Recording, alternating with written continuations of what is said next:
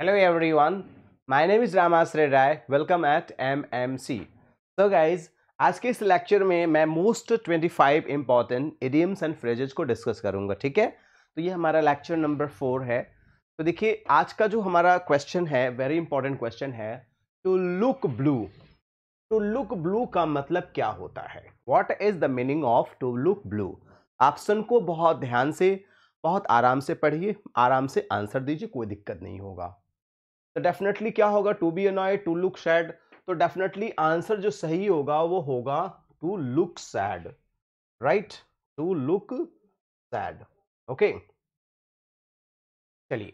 तो to look blue is very important idioms, exam में आता भी है अक्सर. तो देख सकते हैं डिप्रेस्ड भी होता है, बहुत ज्यादा दुखी दिखाई देना. You can see this baby she looks very sad, है ना. तो लुक ब्लू का मतलब क्या होता है?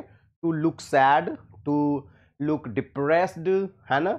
मे be sometimes in tension, may be sometimes in problem. तो इसे हम लोग बोलते हैं टू लुक ब्लू. अगला है to steal a march upon. ये भी इडियम्स बहुत बार एग्जाम में आता है.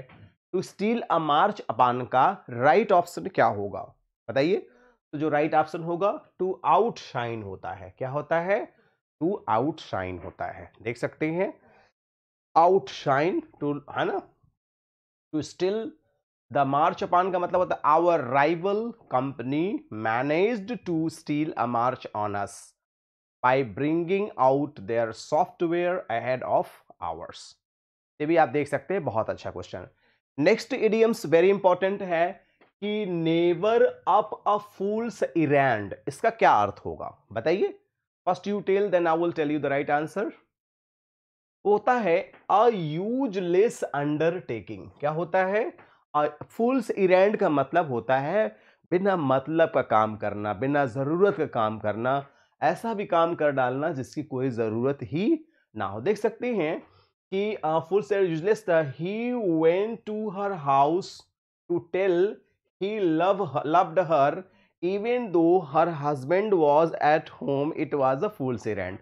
आप समझ गए सेंटेंस कि मतलब वो अपनी प्रेमिका से जाता है यह कहने कि मैं तुमसे बहुत प्यार करता हूं, लेकिन उस समय उसका हस्बैंड भी मौजूद होता है. तो आप बताइए, किसी हस्बैंड के सामने किसी वाइफ को, किसी की वाइफ को कोई कहेगा कि मैं आपसे बहुत प्यार करता हूं, तो हस्बैंड पूजा तो करेगा नहीं, और कौन सी पूजा करेगा तो आप जानते ही हैं. तो देख सकते हैं आप. ठीक है, नेक्स्ट है the child pulled a long face when the sweet was over. है ना, जब मिठाई खत्म हो गई तो लड़का क्या हो गया? मुंह लंबा सा खींच लिया. तो क्या हुआ भाई? To look disappointed, feel good, retreat, run away नहीं. लुक डिसअपॉइंटेड मतलब बच्चा निराश हो गया कि ऐसा क्यों हो गया, है ना, मुझे कम मिठाई क्यों मिली. बच्चे नॉर्मली इट हैपेंस, राइट. तो आप देख सकते हैं to pull a long face, आप देख सकते हैं इमेज भी है. टू लुक सैड भी होगा और टू डिप्रेस्ड भी होगा, है ना. बहुत ज्यादा डिप्रेस्ड हो जाना, बहुत ज्यादा सैड हो जाना. नेक्स्ट है क्वेश्चन है in this competition there is complete fair play. Complete fair play, fair play का मतलब क्या होता है भाई? In this competition there is complete fair play. Honest means no cheating, good chance, good game. तो no cheating, इसका मतलब कोई चीटिंग नहीं है. इसका मतलब सारा काम क्या हो रहा है? ऑनेस्टी के साथ हो रहा है. HONESTY, पूरी ईमानदारी के साथ हो रहा है. ठीक है, तो no cheating, fair play. Right, fair play means no cheating. Clear? तो ये बहुत इंपॉर्टेंट इडियम्स है, एग्जाम्स में जरूर पूछता है. To be fair and square का मतलब क्या होता है? To be fair and square pay in the long run.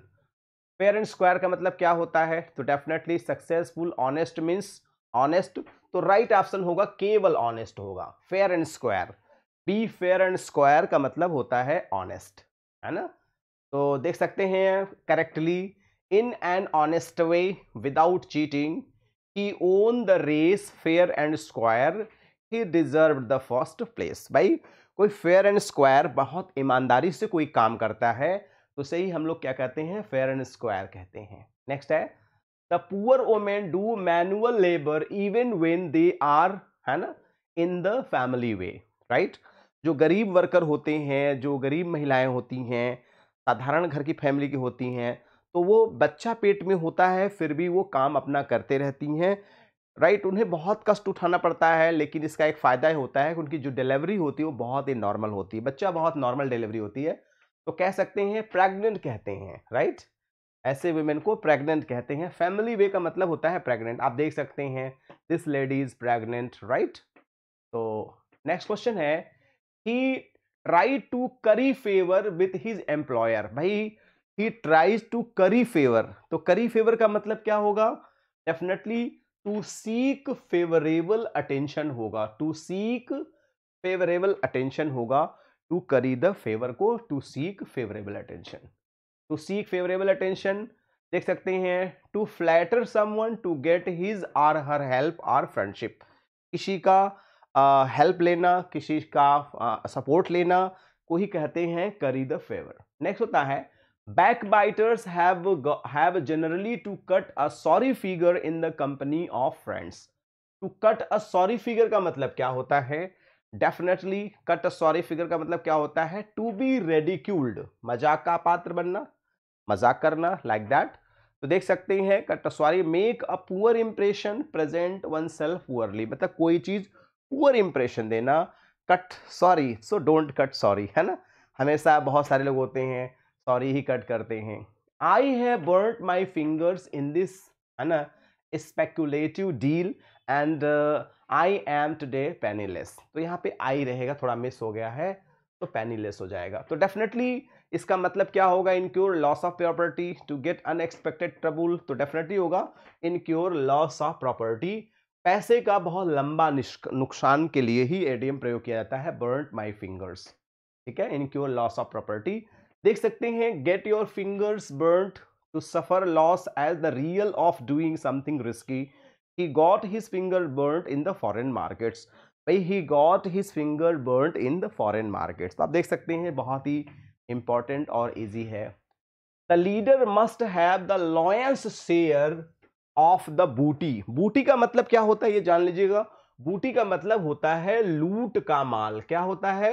लूट का माल। जैसे कि बहुत सारे चोर लोग मिलकर जो लूटते हैं तो जब बांटते हैं तो उसे बूटी कहा जाता है। तो क्या हो जाएगा? लॉयंस शेयर का मतलब क्या होता है? द लार्जर पार्ट होता है, ठीक है, बड़ा वाला भाग जो होता है उसे कहते हैं लॉयंस शेयर। तो लॉयंस शेयर तो फेमस जानते ही है, अ मेजर पार्ट होता है या मुख्य पार्ट होता है, द लार्जर पार्ट होता है, ये बहुत इंपॉर्टेंट है, ठीक है। The elder son took the lions share of families wealth, बड़ा जो लड़का है वो फैमिली का बड़ा भाग लेता है, राइट। नेक्स्ट है the project of building ended in smoke. अब भाई कोई चीज अगर एंडेड इन स्मोक, कोई चीज धुआं धुआं उड़ जाएगा तो उसे क्या कहेंगे आप? To give no practical result, कोई भी प्रैक्टिकल रिजल्ट ना मिलना, to give no practical result. तो जाहिर सी बात है अगर कोई चीज एंड इन स्मोक हो गया तो गिव नो प्रैक्टिकल रिजल्ट।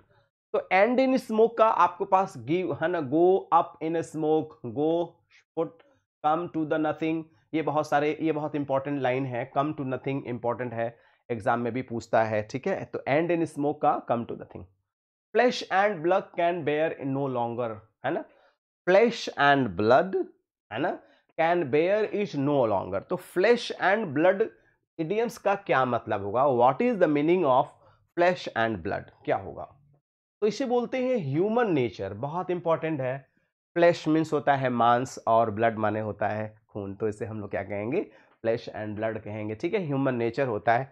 आप देख सकते हैं फ्लैश एंड ब्लड, ये छोटा सा बच्चा है ना, छोटी सी बच्ची के साथ खेल रहा है, तो ये ह्यूमन नेचर होता है, ये फैमिली अट्रैक्शन होता है, स्नेह होता है। I am just a small fry in the office, a small fry in the office को क्या कहेंगे? फ्राई को मैंने बताया ही है, स्मॉल फ्राई मतलब होता है person of a thing or little importance. Fry एक बहुत सिंपल चीज होता है जो खाने में लोग इस्तेमाल करते हैं। फॉरेन में ऐसा माना जाता है जो बहुत गरीब होते हैं वो स्मॉल फ्राई खाते हैं, तो इसलिए स्मॉल फ्राई के लोग कहे जाते हैं। जैसे हमारे यहाँ बहुत पहले लिट्टी वगैरह कोई खाता तो उसे गरीब मानते, तब तो बहुत धनी लोग खाते हैं ना। तो अब फ्राई जो है वो बहुत बड़े बड़े लोग, ये फ्राई है स्मॉल फ्राई, लोग गरीब लोग खाते थे, अब तो बड़े लोग खाने लगे। जैसे कि ये बाटी चोखा पहले बहुत गरीब लोग खाया करते थे, अब बहुत बड़े बड़े लोग खाने लगे, उनको बड़ा इंटरेस्ट आने लगा। नेक्स्ट है द नंबर ऑफ ग्लोबेट्रेट, है ना, globetrotters has increased after the second world war. तो ग्लोबेट्रेटर्स का मतलब क्या होता है भाई, ग्लोब माने क्या होता है, वर्ल्ड होता है।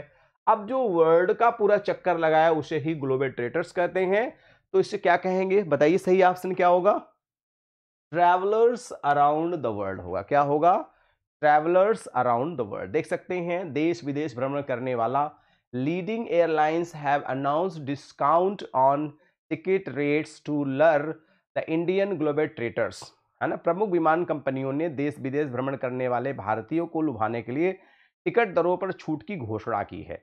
भाई टिकट टिकट में जब छूट मिलती है तो लोग बहुत ज्यादा भ्रमण करना चाहते हैं। Never hit even the worst enemy below the belt. आपका कोई कितना भी खराब दुश्मन हो लेकिन उसके बिलो द बेल्ट का मतलब आप समझ सकते हैं, कमर के नीचे प्रहार न करना, और करना अनफेयर माना जाता है। और even a war has some code of morality, क्योंकि युद्ध के भी कुछ नियम कायदे कानून होते हैं। तो इसको क्या बोलेंगे हैं कि थ्रो अनफेयर मीन्स माने गलत तरीके से किसी पर अटैक नहीं करना चाहिए। आप समझ सकते हैं, यू आर सिंसियर इनफ। आप देख सकते हैं कि ये इनको क्या है, बिलो द बेल्ट प्रहार कर रहे हैं जिससे हम जीत जाएं। तो ये तरीका इनका गलत है। आप अगर युद्ध कर रहे हैं, लड़ाई कर रहे हैं, तो उसके भी कंडक्ट होते हैं, नियम होते हैं। No one knew what to say but at last I broke the ice. तो ब्रोक द आइस का मतलब क्या होता है, चाहे जाहिर सी बात है ब्रेक द आइस, तो इसका क्या अर्थ निकलेगा। तो बहुत इंपॉर्टेंट है, टू स्टार्ट अ कन्वर्सेशन।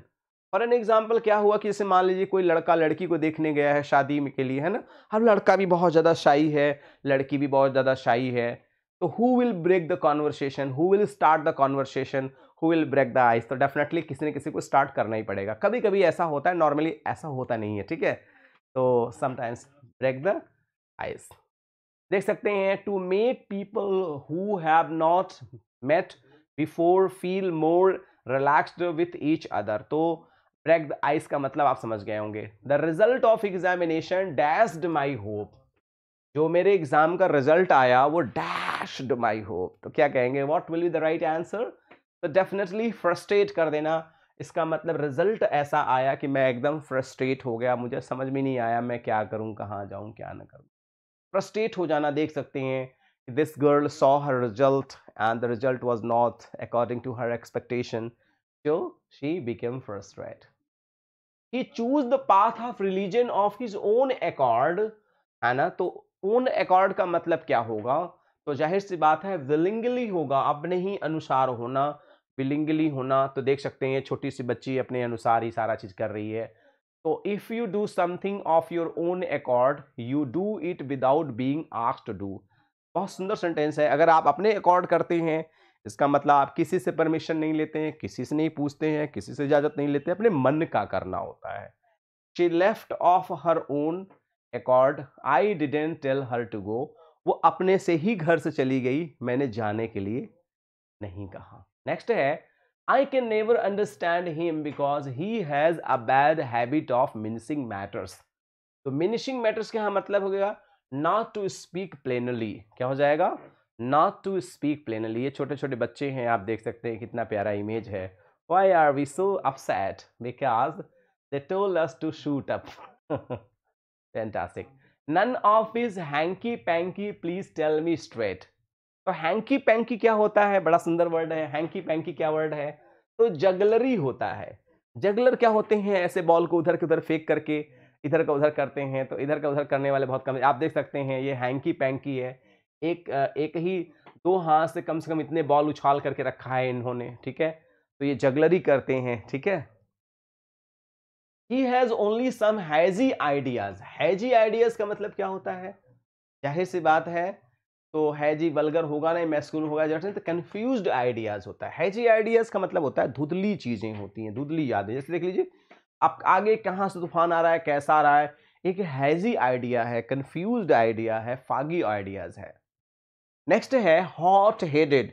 अक्सर लोग कहते हैं ना, मेरा दिमाग गर्म मत करो, मेरा दिमाग बहुत गर्म है, ज्यादा दिमाग गर्म मत करो, ऐसा लोग करते हैं ना। तो हॉट हेडेड माने क्या होता है, डेफिनेटली तो one who is very rash. Rash माने होता है जो तीव्र सोच का होता है, तीव्र विचार का होता है, उसे हम हॉट हेडेड कहते हैं। आप देख सकते हैं one who is very rash. तो आप देख सकते हैं हॉट हेडेड मैन, तुरंत लगाया, तुरंत धड़ाधड़ धड़ाधड़ गोली मार दिया। हैव अ गो का मतलब क्या होता है? What is the meaning of have a go? तो कहते हैं ना, गो, मेक एन एफर्ट, प्रयास करो, कोशिश करो। तो हैव अ का मतलब क्या होगा? मेक एन अटेम्प्ट, एक प्रयास करना, एक शुरुआत करना, है ना, मेक एन अटेम्प्ट कहते हैं। तो देख सकते हैं मेक एन अटेम्प्ट, है ना, this small dog is making an attempt, है ना, to carry the umbrella. You can see how beautiful. Okay, so nice. Mince one's words का मतलब क्या होता है? तो choose them carefully, change suddenly, to speak in hurry, to speak in, choose them carefully हो जाएगा, सॉरी। तो wait a minute, choose them carefully हो जाएगा। तो मिनिस मैटर्स का यहाँ मतलब हो जाएगा चूज देम केयरफुल्ली। देख सकते हैं नॉट मिनिस वंस वर्ड्स का भी डेफिनेशन दिया गया है, चूज देम केयरफुल्ली। तो गाइज आज के इस लेक्चर में मैंने मोस्ट 25 इंपॉर्टेंट इडियम्स को, ऑब्जेक्टिव क्वेश्चन को डिस्कस किया। बाकी किससे पहले इडियम्स में मैंने सारे के सारे डिस्कस ही कर दिया है। ये तो आपके एग्जाम के पॉइंट ऑफ व्यू से मैंने डिस्कस किया है। तो गाइज आज के लिए बस इतना ही। कुछ अच्छा लगता है तो please subscribe the channel and share the link to your friends, near dear and sweetheart one, and don't forget to like the video if you really enjoyed. Not then you can dislike the video. So one more request, that please send your valuable feedbacks and I'll be working according to your feedback. So guys, thanks for watching this video. Good day all and take care all. Thank you so much.